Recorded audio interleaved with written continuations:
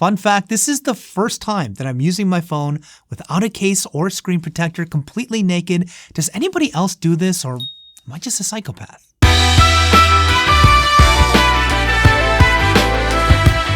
Okay, it's been 1 month since I picked up the iPhone 17, the 17 Pro, and the iPhone Air to test out and review, and I'm still pretty surprised that out of all of those, the iPhone Air is the one that I decided to use as my daily device. As someone who uses their phone, I'd say slightly more than the average Joe, it didn't seem like it made a lot of sense to go with the phone that, in my opinion, had the most concessions. And I don't think those early concerns were something that was exclusive to me, as initial sales of the iPhone Air have not met Apple's expectations, as they do plan to slash production due to low demand. Now, all that to say, I wanted to put this video together to give an honest review of how my personal experience has been with the iPhone Air 1 month later, especially given that it's not the most popular phone out there in the market right now. And I'm not big on spoiler alerts, but I'm actually really loving mine.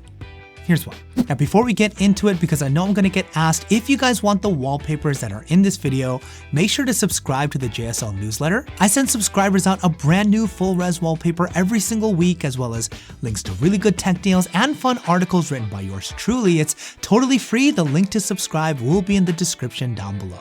Okay, the first thing that we gotta talk about when it comes to my 1 month experience using the iPhone Air is the form factor, as this is truly unlike any other iPhone Apple has ever made. I mean, I remember when I first put this phone into my hand, it was mind-blowing that a device this thin and lightweight was actually a modern-day iPhone. It felt incredible to hold and downright refreshing compared to the bulky, heavy Pro Max iPhones I've been lugging around for years now, and I was excited to give this phone a go. But I gotta be honest, even a part of me back then was worried that the novelty of this thin form factor would wear off, and I was genuinely thinking that I would probably fold after a few weeks and move my eSIM back to the 17 Pro Max. But not only did that not happen, I'm still amazed each and every time I take this phone out of my pocket at how light and airy this phone is. I do not miss the bulky form factor at all, and I've been surprised at how much the physical design of a phone can have quite an impact on the overall user experience. Now, I will say it does take some getting used to. Apple made this phone so thin.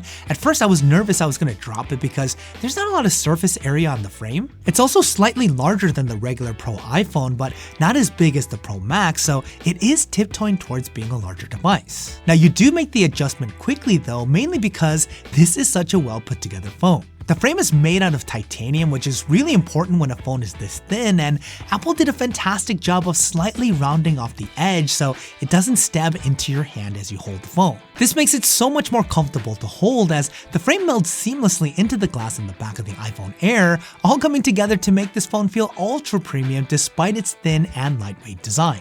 Now, here's a real caveat to all this.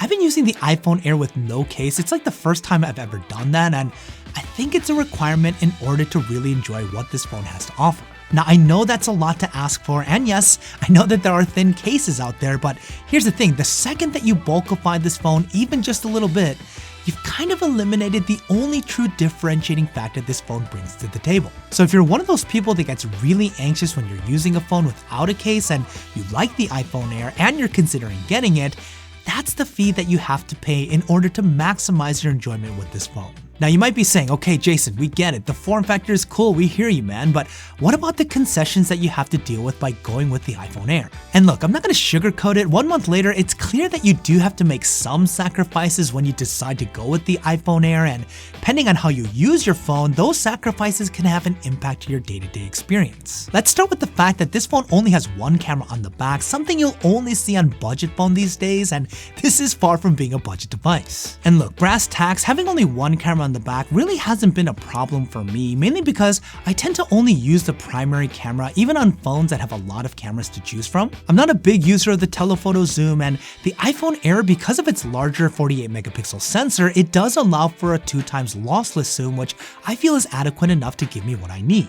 I'll be honest, I miss not having an ultra wide, but again, the standard focal length on the iPhone Air's camera is wide enough for my needs, and I think what helps smooth things over is that the performance on this one little guy has been really great. The pictures are sharp and vibrant and able to leverage Apple's Fusion technology for really pleasing end results. The 4K video this phone is able to shoot is still fantastic, though I'm kind of sad that there's no cinematic mode, but this is still an incredibly capable camera. And one thing Apple did that I'm really happy about is that they included the new front-facing center stage selfie camera on the iPhone Air. This is such a great new feature. Over the past month, this has probably been the second most noticeable upgrade after the form factor with the Air, and I really feel like this is one of Apple's smartest changes. The thing that makes it great is how easy it is to use. I love how it automatically adjusts based on how many people it detects in the frame, and I'm glad this was not on the concession list when it came to going with the iPhone Air.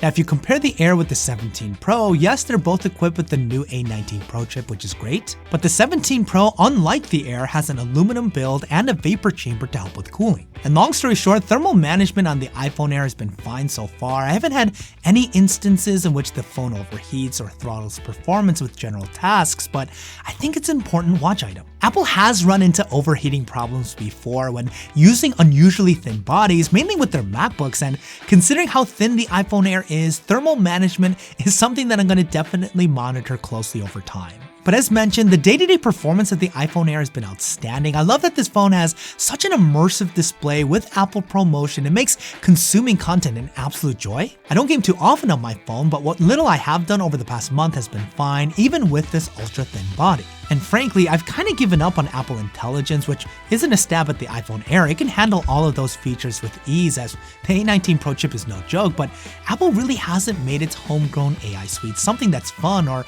even useful to use. But it's good to know, should it get better, the iPhone Air has the horsepower to take advantage of the future features that come its way. Okay, the last thing that I want to talk about when it comes to my 1-month experience with the iPhone Air is battery life. Probably the most important area of performance when it comes to this phone. Given the lack of physical space that's available, it doesn't take a rocket scientist to know that battery life is gonna be a challenge with the iPhone Air, and to get right into it, the battery life so far has been just good enough. And what I mean by that, if I start my day on a full charge and use my phone as I normally do, which again I'd say is slightly more than average, I end the day at around 20%. And I'm not gonna lie, seeing the low battery notice regularly and seeing the battery icon go red is not something that I'm used to, especially coming from the Pro Max. But barring days of excessive testing, I haven't had to recharge in the middle of the day. Now, I am more prone to charge randomly if a charger is nearby, which again, it's not something that I'm used to, but a short 20-30 minute charge can go a long way in terms of making me feel less charge anxiety if I'm having a busy day. So if you are a bona fide power user who struggles to make it through the day, even on an iPhone Pro Max, I really don't think you should get the iPhone Air. It's not going to be able to meet your needs. But if you're not doing anything crazy on your phone and you're okay with a brief midday charge as needed, the iPhone Air's battery is going to be totally fine. Okay, with all that said and done, the million-dollar question: do I think the iPhone Air is worth it? To be honest, that's a tough question to answer because there's a big part of me that genuinely has enjoyed this phone a lot. It's seriously been the most fun iPhone I've used in a very long time. I do recognize, however, at the end of the day, the main reason why I like the iPhone Air so much is because of its unique design and because it's finally a change. I can't ignore the fact that the iPhone has essentially been the same for so many years. There's gotta be at least a small part of me that's drawn to this phone simply because it's different. Factor in the concessions and, most importantly, the $999 starting price tag, and it would be hard to say that this phone is worth it from a value standpoint. Just think about it, the regular iPhone 17 has dual cameras on the back, significantly better battery life, all the same software features, and it only costs $799. So despite me loving the iPhone Air up to this point, I will say that for most people, the iPhone 17 is the better buy. Speaking of which, if you want to learn more about the iPhone 17 and why I think it's the best phone of the year, definitely check this video out here, you're not going to want to miss it.